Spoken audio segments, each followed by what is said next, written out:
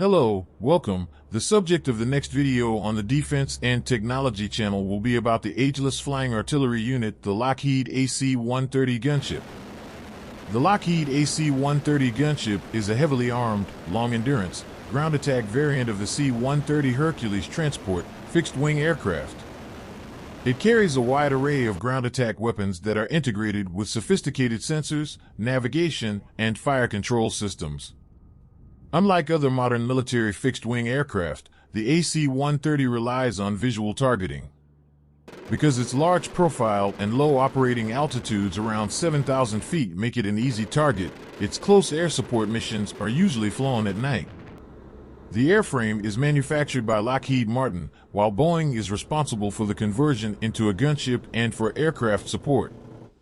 Developed during the Vietnam War as Project Gunship 2, the AC-130 replaced the Douglas AC-47 Spooky, or Gunship I.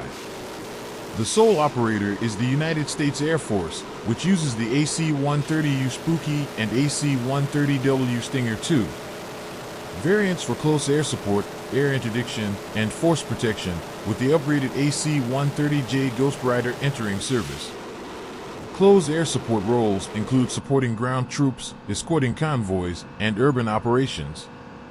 Air interdiction missions are conducted against planned targets and targets of opportunity. Force protection missions include defending air bases and other facilities. AC-130s are based at Hurlburt Field, Florida, while AC-130Ws are based at Cannon AFB, New Mexico. Gunships can be deployed worldwide. The squadrons are part of the Air Force Special Operations Command, AFSOC, a component of the United States Special Operations Command. The AC-130 has an unpressurized cabin, with the weaponry mounted to fire from the port side of the fuselage. During an attack, the gunship performs a pylon turn, flying in a large circle around the target, so is able to fire at it for far longer than in a conventional strafing attack. The AC-130H Spectre was armed with two 20mm M61 Vulcan cannons, one L/60 Bofors 40mm cannon, and M137 105mm cannon and M37 recoil mechanism from the M102 howitzer. After 1994, the 20mm cannons were removed. The upgraded AC-130U Spooky has a single 25mm GAU-12 equalizer cannon in place of the Spectre's two 20mm cannons, an improved fire control system, and increased ammunition capacity. The new AC-130J was based on the MC-130J Commando II Special Operations tanker. The AC-130W Stinger II is a modified C-130H with upgrades including a precision strike package. Development. During the Vietnam War, the C-130 Hercules was selected to replace the Douglas AC-47 Spooky gunship to improve mission endurance and increase capacity to carry munitions. Capable of flying faster than helicopters and at high altitudes with excellent loiter time, the use of the pylon turn allowed the AC-47 to deliver continuous, accurate fire to a single point on the ground. AC-130H Spectre near Hurlburt Field, Florida in 1988. In 1967, JC-130A 54-1626 was selected for conversion into the prototype AC-130A gunship. The modifications were done at Wright-Patterson Air Force Base by the Aeronautical Systems Division.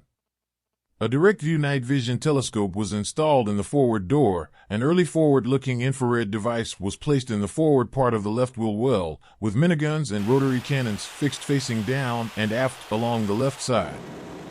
The analog fire control computer prototype was handcrafted by RAF Wing Commander Tom Pinkerton at the USAF Avionics Laboratory at Wright-Patterson AFB.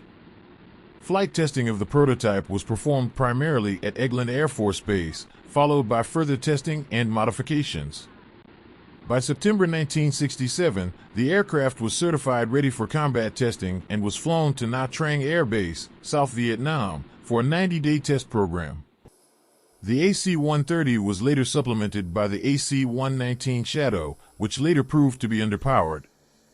7 more warplanes were converted to the plain Jane configuration like the AC-130 prototype in 1968, and 1 aircraft received the surprise package refit in 1969. The surprise package upgrade included the latest 20mm rotary autocannons and 40mm Bofors cannon, but no 7.62mm close support armament. The surprise package configuration served as a testbed for the avionics systems and armament for the AC-130E. In 1970, 10 more AC-130s were acquired under the PAVE Pronto project. In the summer of 1971, surprise package AC-130s were converted to the PAVE Pronto configuration and assumed the new nickname of Thor. Conversion of C-130ES into AC-130ES for the PAVE Spectre project followed. Regardless of their project names, the aircraft were more commonly referred to by the squadron's call sign, Spectre. Design. Underside of an AC-130U Spooky.